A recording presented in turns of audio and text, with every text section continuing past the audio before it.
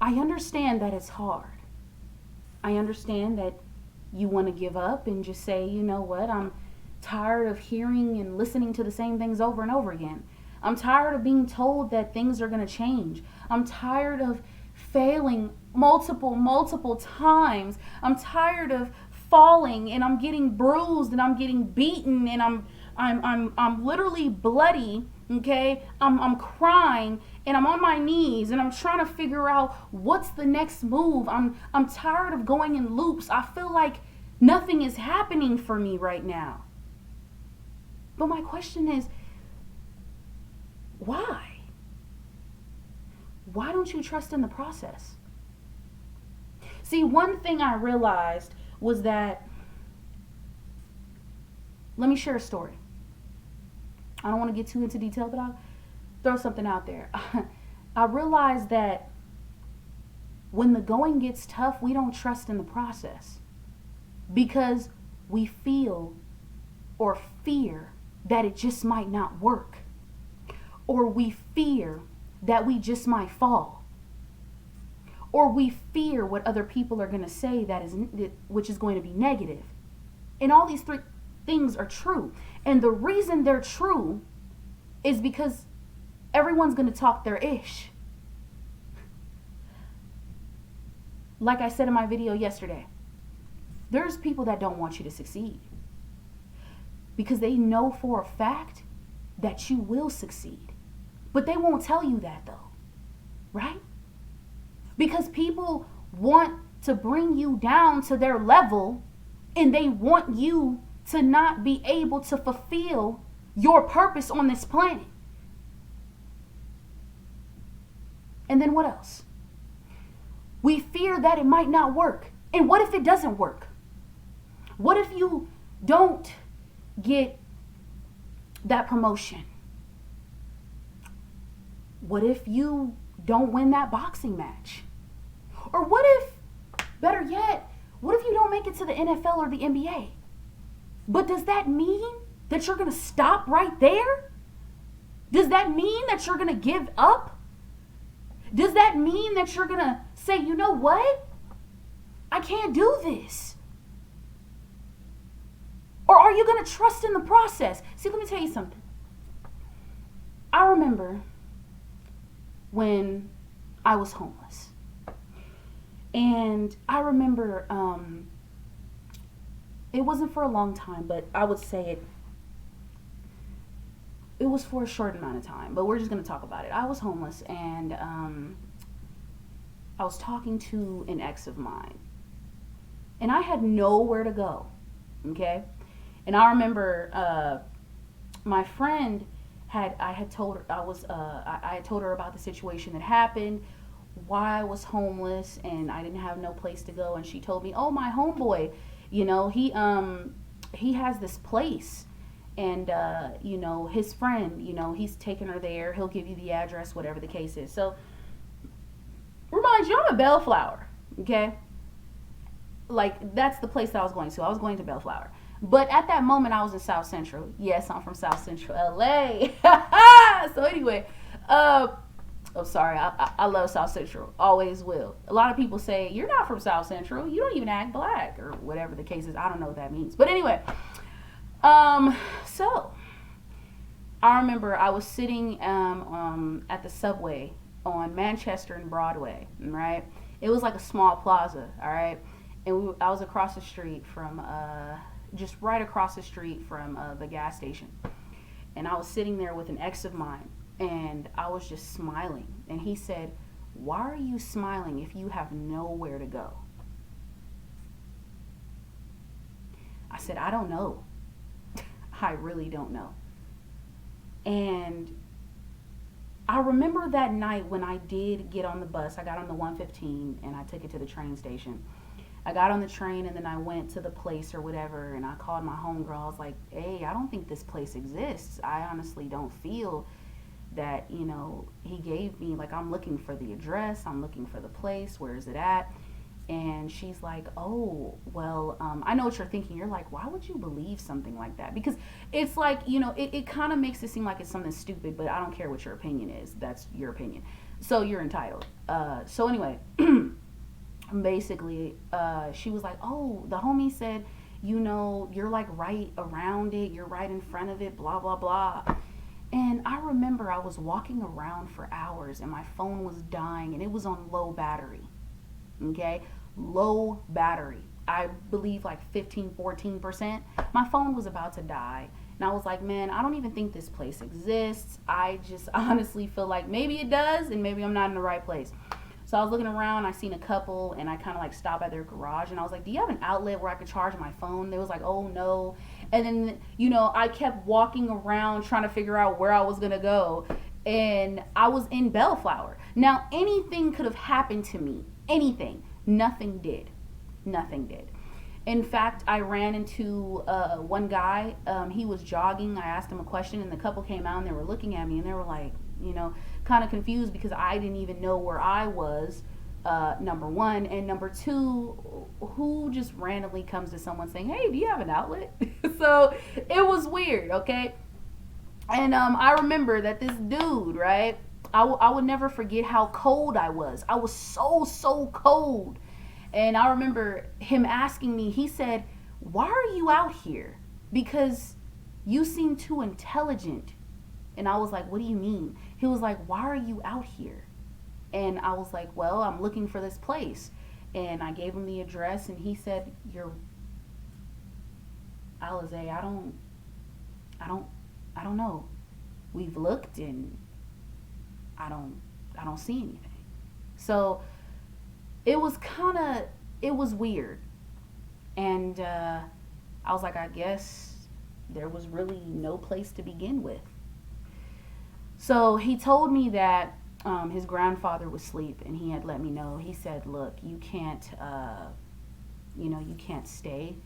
I don't want to get in trouble by my grandfather, but you know what? I'll let you stay.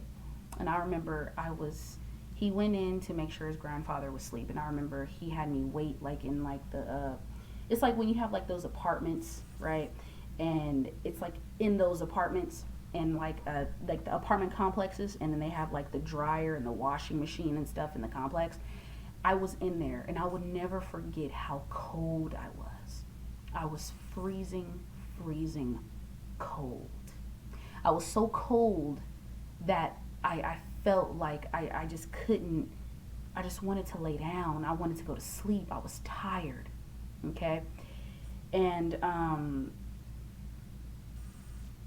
to be honest, I'm gonna tell you again, I really don't even believe it was an address. I think it was just he claimed it was like in between cross streets, but never was like a full, like it was like a full address, but for some reason I felt like I was scammed. It's hard to explain. You might be like, how you not gonna remember? But no, it was years ago. Bad memory. But anyway, I'm gonna just put this up here. All right. So long story short, he let me stay there for the night, and I was cold, and he warmed me up. Okay. I will say he tried to make a move, and no, absolutely not. But anything could happen in a situation like that. And I was around the age of 19, around 19 years old. So at that time, I honestly didn't know what was going to happen the next day. All I know was that before I left, he gave me $7 to get back on the bus to go to LA, and never talked to the guy again. We did keep in contact for a little bit, but never talked to him after that. So I did realize that on my way back, I got off, and I remember I was on Manchester and Western, and I was sitting at the Carl's Jr. And I was thinking to myself, I looked at homeless people that were passing me by, and I was looking at that, and I was just thinking to myself, like, I can't go out like this. And immediately I just realized that I don't have my high school diploma. So I called different schools, and I tried to get into a school, and I ended up getting into a school called Family Charter School. I ended up getting into that, and I went back to high school to get my high school diploma. And yes, I did receive it. And my grandma next door, it was my granny and then my grandma, and I was staying with my grandma next door, so she let me stay with her for that time. But Anyway, the whole moral of the story is that even throughout everything that happened and what was happening, I still seen like a positive outcome. Like I felt like something good was gonna come out of this. Anything could have happened to me, anything, but I'm still here, and I do believe that there is something out there. Okay, I believe in the universe, the universal laws of philosophy. I believe I mentioned this. But one thing I can honestly say is that even throughout that situation, I still did smile. And I still felt like I can still accomplish something. My life isn't over. And I did a lot of things. I made a lot of moves. Okay? And my whole thing is, I will say this. I know you see a lot of manifestors who have manifested their homes and stuff like that. I'm in the process of manifesting a lot of things in my life right now. I am. And I do believe that they are coming into fruition. Absolutely. I truly do believe, even when there's negative talk, or even when I may not feel as if, my mind may seep back into that negative thought saying, oh, this can't happen, but I have to say, like, alter it and change it and say, no, this can happen. Because one thing I will say is that no matter what I went through in my life, I always made it through. Always. And I was the kind of person where when I would go through something, okay, because I lost a lot of people when I was like growing up. I lost a lot of people. I lost a lot of family, okay, over a situation that I probably will share with you later on. But I may just share with you in this video. I lost a lot of family, due to a situation that I had involved myself in. And I can honestly say that it broke me spiritually, mentally, and emotionally. It hurt me so bad because I lost my family. And it hurt so bad because I knew that I made a huge mistake. I did. That's why I say I'm not here to show you guys a world full of rainbows. Absolutely not. I'm here to tell you the truth.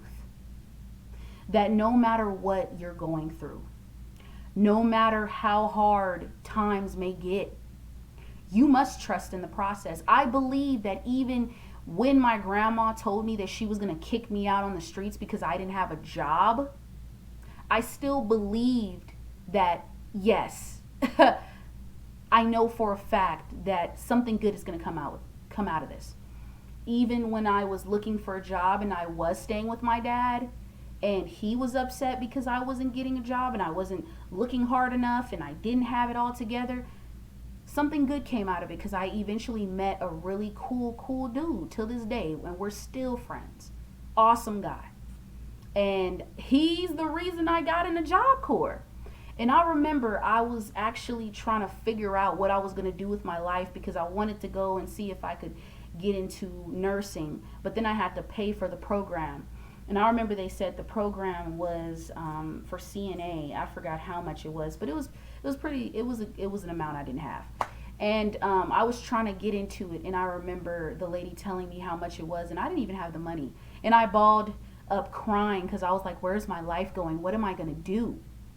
And I ended up getting my second job as a security guard, unarmed security guard. I was working, part-time Saturday, Sundays. And I will tell you this short story too. This was actually pretty cool because I met a Jamaican lady. And I remember her telling me, like, we met and it was just crazy. Like, I don't know, I'm magnetic to people. Like, my energy is just amazing. So anyway, I remember I was trying to figure out what was I going to do because this is what happened. I was searching for job after job after job after job. And I'm not going to lie and say I wasn't lazy. Hell yeah, I was lazy, of course. But you got to grow out of that because how else are you going to succeed if you're lazy? You're not. So I had to go search for job after job after job. And I remember that the security place was the last place that I was going to go to. And I remember when he asked me, why should I hire you? And I said, because I deserve a chance. Just like you gave the rest of these employees a chance, I deserve a chance as well. And I told him, how you would say, not sell a person a dream, but you work your magic, all right? So I ended up getting the job, and I had to go all the way to Carson. I walked all the way from Gardena. Actually, I took the train. I got off, and this was like right. I think it was Long Beach to Carson. I think so. I had to take the train to Carson. I had to walk all the way to the place where I had to get my uniforms. Remind you, I had no money, and I was supposed to work that Saturday, okay? And that Saturday and Sunday, I was supposed to work that upcoming weekend. I was like, how am I going to get by? But for some reason, something told me trust in the process. And I remember I ended up going to get my uniforms. These uniforms were heavy. These were not those security guard uniforms y'all be seeing that be the loose shirts and oh no. These uniforms were heavy. I was carrying them. I was in hot sun. Met this Jamaican lady. We started chopping it up. I was like, hi. She was like, hi, what's your name? You know, I was like, Alizé. She was like, Alizé. We just was cooling, vibing, whoop wop. Next thing I know, I was on my way to the train station, and she was like, you know what? I'll give you a ride. I don't know how to talk like that, but you feel me? I was like, all right. So she gave me a ride to the train station. I know what you're thinking. A ride from a stranger? But listen, she gave me a ride to the train station. On the way there, I remember her saying, why is your name Alizé? Your name should have been, because my mom was supposed to name me Hennessy, but she didn't name me Hennessy.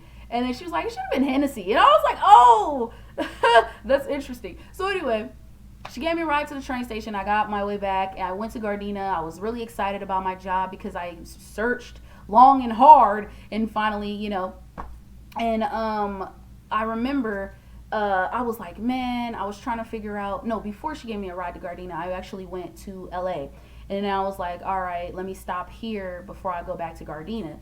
So I went there, and I went to the county building, and I was able to, how they say, like GR, like the cachet will come on your card, depending, y'all know if y'all use DBT, come on now, baby.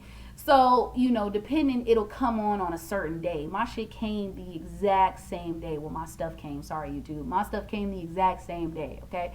And I was just trusting in the process, and I trusted in, you know, what was gonna happen. I was trusting in the universe. I was trusting in, you know,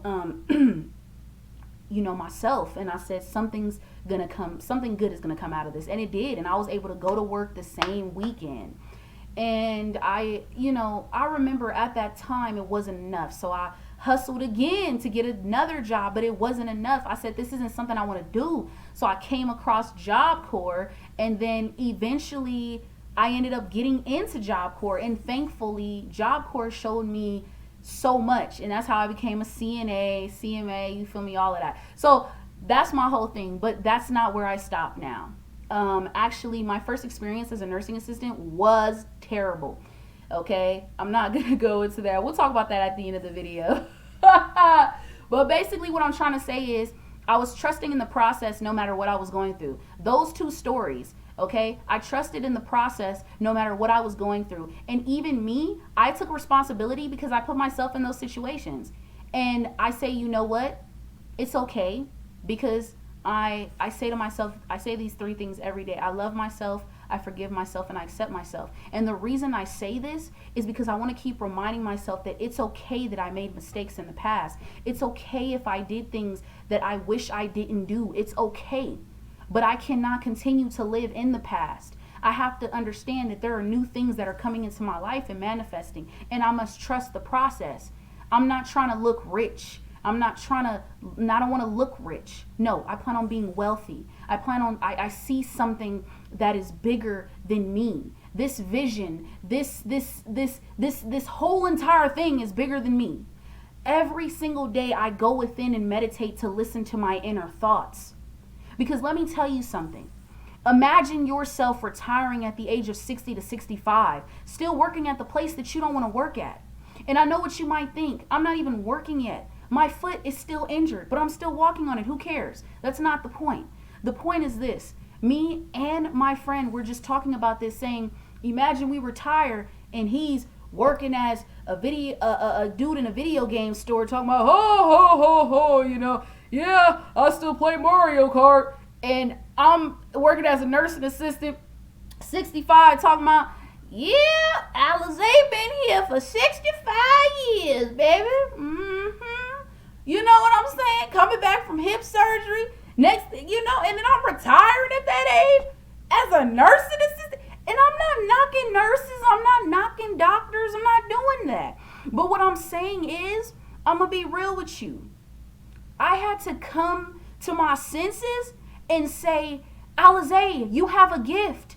So why aren't you using it? It doesn't matter if I fail. It doesn't matter how many times I fail. What matters is that I trust in the process and understand that everything that I have manifested, everything I'm manifesting into my life and putting in the work, it's happening. You are going to fear. I'm not saying don't. I feared being on the streets. I feared anything could have happened. I feared I was being followed. I feared I wasn't going to be able to do anything. And it's crazy because Job Corps, when I did want to become a nursing assistant, I ended up getting into the program for free. Didn't have to pay anything. Okay? So I hope I'm making sense. Because I'm not just going on a rampage. What I'm trying to speak is from the heart and say, you must trust in the process. Stop assuming that because you failed so many times that you can't get up. When kids, they fall, okay? They fall. They say, Mommy, Daddy, I got a boo-boo. You clean it up, get the Band-Aid, put it on there, okay? And what do? They go back outside and play.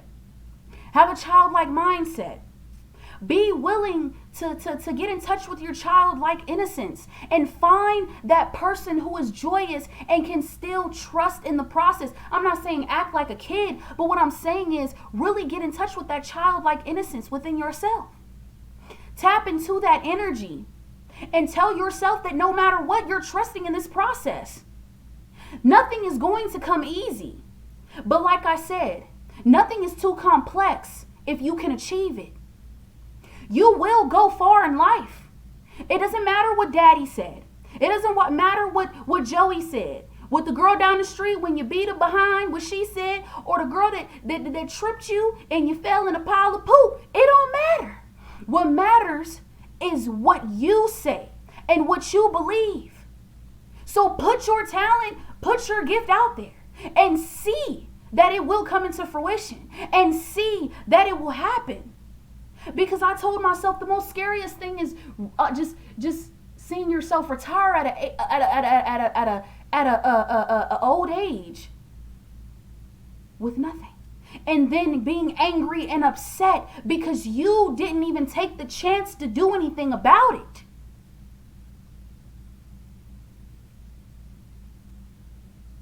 So what are you going to do?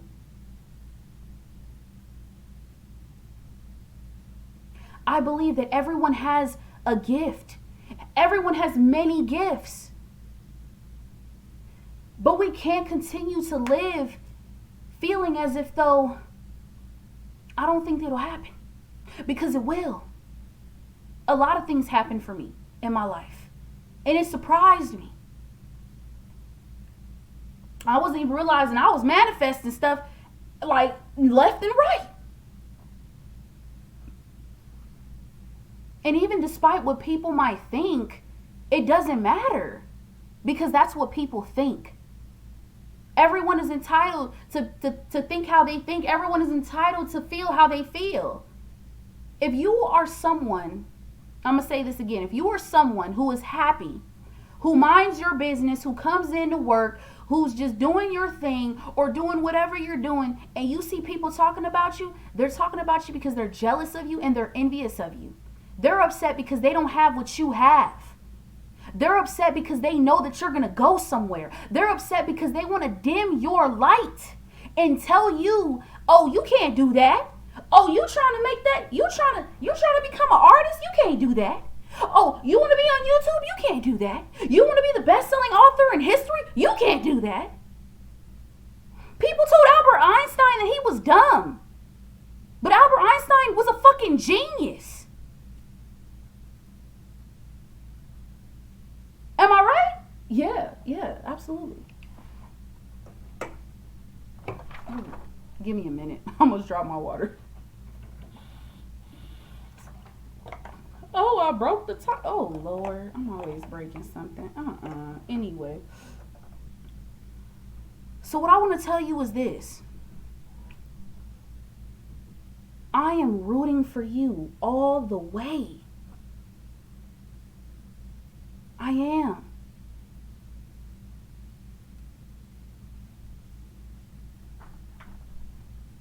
Because I remember when that woman told me, you can't get into the college program.